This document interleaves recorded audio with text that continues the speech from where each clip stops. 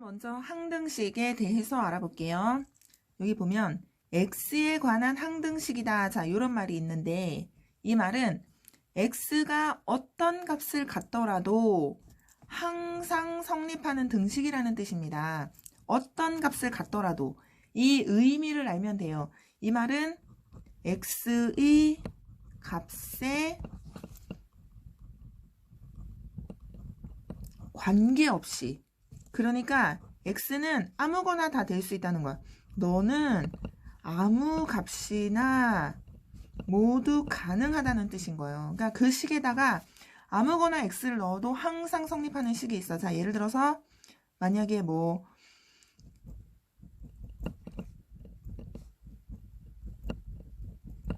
이 식이 있죠. 자, 이 식은 여러분들이 볼 때는 그냥 이거랑 이거는 그냥 당연히 같은 거야 라고 생각을 하겠지만 우리가 이런 거를 항등식이라고 부르는 거예요. 그러니까 당연히 왼쪽 식과 오른쪽 우변식이 같으려면 식 생김새 자체가 아예 똑같아 버리면 같겠지. x에 어떤 걸 넣어도 항상 같아요. 자, 이런 거를 항등식이라고 합니다. 이거 어떻게 보면 너무나 당연한 얘기예요. 자, x에 관한 방정식이라는 게 있는데 우리가 이 항등식과 방정식을 비교를 해서 생각을 해야 돼요. 자, 얘는 x가 아무거나 다 되는 게 아니야. x가 어떤 특정한 값일 때에만 성립하는 거예요. 자, 예를 들어서 2x 빼기 6은 0이다. 자, 이런 식이 있어. 그럼 x가 얼마죠? 3이죠. x가 3이라는 뜻은 x가 3이야 라고 말하는 건 3일 때에만 이게 성립을 하고 그 외의 값에 대해서는 얘가 성립을 안 하지. 그러니까 어떤 특정한 값에 대해서만 성립을 하는 거야.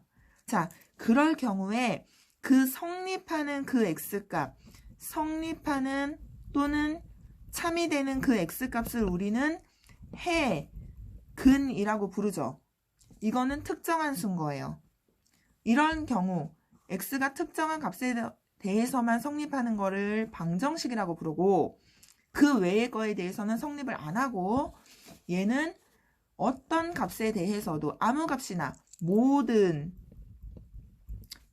값에 대해서 다 성립하는 걸 항등식이라고 부릅니다. 자, 이해되겠죠? 자, 두 번째, 항등식의 성질. 이거는 식이 이렇게 생겼는데 이거 x에 관한 식이에요. x에 관한. 얘가 어떤 x의 값에 관해서도 상관없이 항상 성립하려면 도대체 a와 b는 얼마여야 될까? 자, 이게 문제입니다. 자, 이거는 아무거나 대입해도 성립한다고 했기 때문에 선생님이 x에다가 0을 한번 대입을 해볼게요. 그러면 a 곱하기 0 플러스 b는 0이야. 이거 곱하면 0이니까 그냥 b가 0이 나오네요. 자, 그 다음에 이번엔 x에 1을 대입해도 돼. 아무거나 대입해도 되는 거예요. 근데 웬만하면 간단한 거 대입하는 게 좋겠지. 그래서 1을 여기다 또 대입을 할게요. 그럼 a 곱하기 1 플러스 아까 b는 0이라고 했기 때문에 여기서 뭐가 나오죠? a는 0이 또 나오네. 따라서 a가 0이고 b가 0이어야 된다는 게 나오죠. 아무거나 대입해도 된대. 그래서 대입을 했더니 이렇게 나왔어. 그러면 실제로 얘가 항등식이 되기 위해서는 a도 0이고 b도 0이면 돼요. 그럼 확인을 해봐야지. 이걸 거꾸로. 자, a가 0이고 b가 0이라고 한번 확인해 볼게요. 여기다 0 넣으면 0x 플러스 0은 0이야. 그러면 실제로 x에다 아무거나 넣어도 되는지 정말 확인을 한번 해보세요. 여기다가 얼마를 넣던지 간에 앞에 0이 곱해져 있기 때문에 곱하면 0이야. 거기다 0을 더하면 0이야. 아, 항상 성립하죠. 그래서 이렇게 나오고, 자, 두 번째 얘는, 자, 얘랑 이제 비교를 하는데 얘는 좌변에는 식이 있지만 우변에는 0밖에 없어. 0이야. 자, 근데 얘는 좌변에도 식이 있고 우변에도 식이 있어. 이랬을 경우에 내가 여기 있는 걸 다 한번 좌변으로 이항을 해볼까요? 이 위에 모양처럼 똑같이 나오게. 그러면 ax 플러스 b 빼기는 0이야. 그러면 동량끼리 묶어주면, 자, 이래서 요 위에 있는 식과 요 식을 비교를 해보시면요. 이게 항등식이 되기 위해서 x의 개수와 상수항이 모두 0이어야 됐지. 그럼 똑같이 생각하면 되겠죠. x의 개수와 상수항이 모두 똑같이 0이면 되겠지. 아, 너도 0이고 너도 0이면 되겠구나. 따라서 a가 c와 같고 b가 d와 같으면 되는 거예요. 자, 그런데 우리가 이거를 굳이 왼쪽으로 좌변으로 이항하지 않아도 그냥 바로 좌변에 있는 식과 우변에 있는 식을 그냥 다이렉트로 비교를 해도 돼요. 비교를. 왜냐하면 항등식은 좌변식과 우변식이 완전히 똑같아야 항등식이죠. 자, 아까 얘기했던 요거 보세요. 이게 그냥 대충 겉으로 보기에는 달라 보일 수 있지만 사실은 완전히 똑같은 식인 거잖아. 자, 그럼 여기서도 요 식과 요 식이 똑같으면 되는 거기 때문에 x의 개수는 x의 개수끼리 똑같고 상수항은 또 상수항끼리 똑같으면 되죠. 그러니까 어떻게 보면 동류항의 차수끼리 비교를 해서 서로 같다고 놔버리면 된다는 거야. 그러면 당연히 좌변과 우변이 똑같아지겠죠. 자, 이렇게 지금 우리가 이제 구할 수가 있는데, 자, 여기를 보시면요. 이 동류항의 차수끼리 비교해서 서로 같다고 놓을 수 있는 이 방법을 우리가 개수끼리 서로 비교를 한 거예요. 개수를 비교를 한 거야. 동류항의 차수가 아니고 개수죠.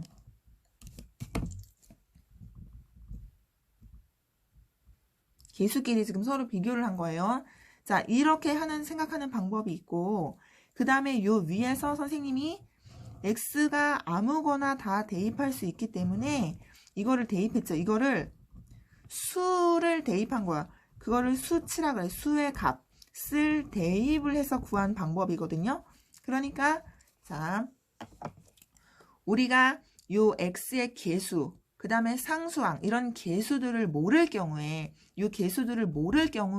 그 값을 구하는 방법이 이렇게 숫자를 실제로 대입해서도 구할 수 있고 또는 그냥 다이렉트로 좌변과 우변의 개수를 서로 비교해서 구할 수도 있어요. 자, 이거를 이제 아래에서 정리를 하면 자, 여기 보세요. 미정계수법이라는 게 뭐냐면 정해져 있지 않은 개수의 값을 구하는 방법을 말하는 거예요. 미정계수법. 그런데 그것은 이제 두 가지가 있는데 그 첫 번째가 개수비교법. 방금 위에서 했던 겁니다. 전혀 어렵지 않아요. 양변의 동류항의 개수가 서로 같음을 이용해. 그 다음에 두 번째, 수치대입법은 문자의 x값이죠. 그냥 보통은 어떤 값을 대입해도 항상 성립함을 이용을 하는 거예요. 자, 이런 방법이 있어요. 이걸 이용해서 실제로 문제를 한번 풀어보겠습니다. 자, 우선 첫 번째 문제. 여기 좌변이 있고 여기 우변이 있어요. 이거가 x에 관계없이 항상 성립한대. x에 관계없이 성립한다는 건 항상 성립한다는 말이 생략된 겁니다. 이랬을 때 ABCD를 구하세요. 이랬어. 그럼 여러분, 자, 이 문제는 요 부분을 보면요. 얘가 0이 되게 하는 x값, 즉 1, x는 1을 대입하고 싶게 생긴 식이에요. 이 식은. 요런 걸 보면 우리가 이제 여기다 1을 막 대입하고 싶어야 돼. 왜 그걸 대입하고 싶냐면 식이 복잡하면 안 좋잖아. 그러면 여기다 1을 대입하는 순간 얘가 0이 돼. 그럼 곱해져 있는 애들까지 전부 다 0이 돼요. 그러면 식이 갑자기 확 간단해지는 거야. 우리가 그런 효과를 많이 누리거든. 그래서 이런 게 보이면 x에다가 1을 막 대입하고 싶은 충동이 막 생겨요. 그래서 한번 대입을 해볼게. 그러면 마치 나는 수치 대입법을 이용하는 것 같지. 자, 대입해 볼게요. 6 모든 x에다 똑같이 1을 다 대입해야 돼요. 그럼 여기는 싹 다 0이 되죠. 얘가 0이면 곱해도 다 0이야. 얘가 얼마든 상관없이. 이렇게 됐더니 a 플러스 b는 2가 나왔어. 그런데 문자가 모르는 게 두 개야. 근데 그러면 식이 하나가 더 있어야죠. 식이 하나가 더 있어서 연립해서 구해야 되잖아. 근데 보니까 내가 대입할 수 있는 게 한 개밖에 없죠, 지금. 얘네들은 대입하기가 조금 안 예쁘잖아요. 그래서 식이 하나가 더 있어야 되는데 식이 없다는 거야. 그래서 좀 이상한데, 그래서 이 문제는 원래 수치 대입법으로 풀라고 낸 의도의 문제는 아니고, 자, 그러면 얘는 어떻게 푸냐면 개수 비교법을 이용해서 풉니다. 개수 비교법. 자, 개수 비교법을 하려면 정말 이 우변을 싹 다 전개를 해가지고 좌변과 정말 개수끼리 다이렉트로 비교를 해야 되거든. 그래서 선생님이 이거는 전개를 한번 해주겠습니다. 우변을 선생님이 싹 다 전개를 했더니 이거는 여러분들이 문제를 풀 때는 직접 다 전개를 해서 비교를 하셔야 되는 거예요.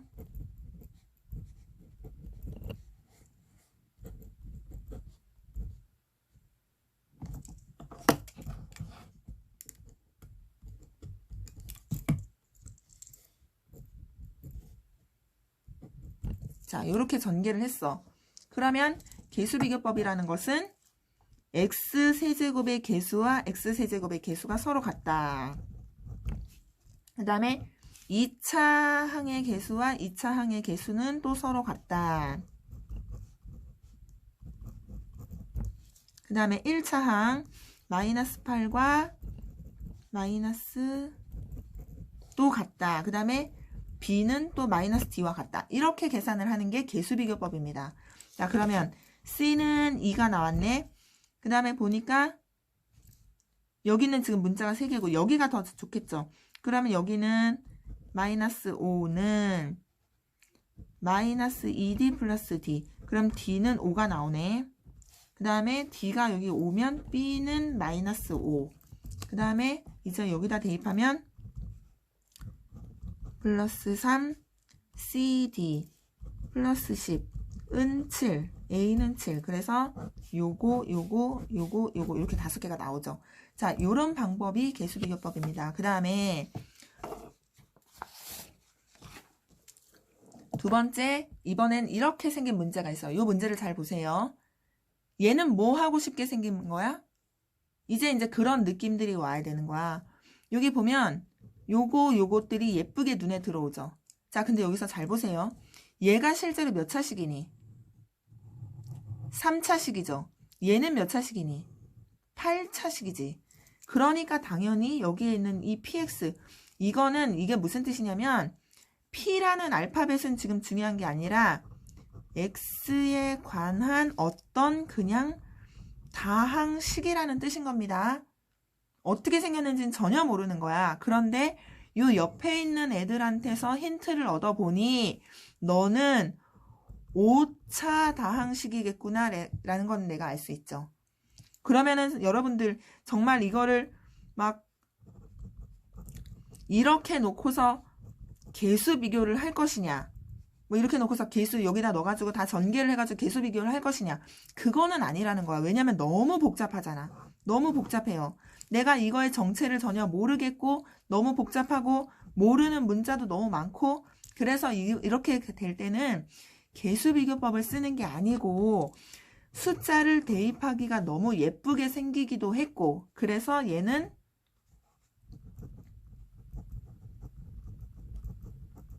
수치 대입법이라는 방법을 이용하는 거예요. 그럼 x에 1을 대입을 해볼게요. 그럼 얘가 0이 되죠.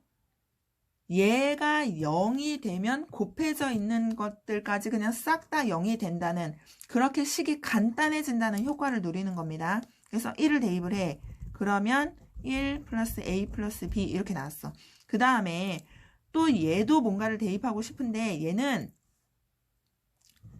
우리가 x제곱이 2니까 뭐 x는 루트 2야 뭐 뿔마 루트 2야 이렇게 대입을 굳이 할 필요 없이 그냥 바로 다이렉트로 얘 대입해도 돼요. 왜냐하면 어차피 너 제곱이지, 너 어차피 짝수지, 너 어차피 짝수지.